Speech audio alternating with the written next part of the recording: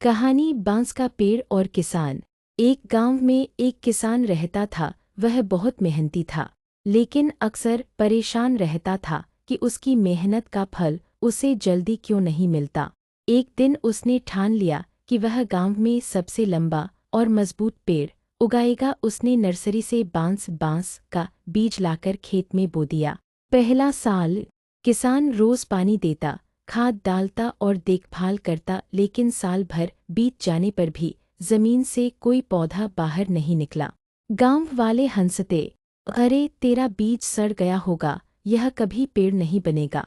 किसान निराश हुआ, लेकिन उसने हार नहीं मानी।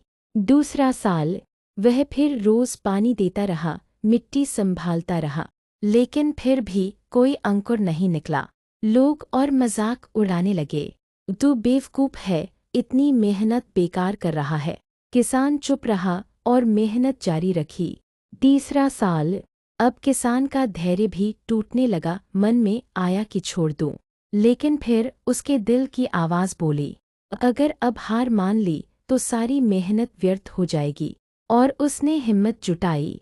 चौथा साल फिर भी जमीन से कुछ नहीं निकला। किसान का मन और टूट गया, पर उसने सोचा, शायद भगवान मेरी परीक्षा ले रहे हैं, मुझे मेहनत करते रहना चाहिए।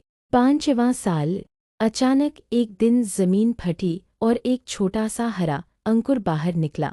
किसान की आंखों में खुशी के आंसू आ गए, लेकिन चौंकाने वाली बात ये थी कि अगले 6 हफ्तों में ही वह बांस 80 फीट ऊंचा हो गया।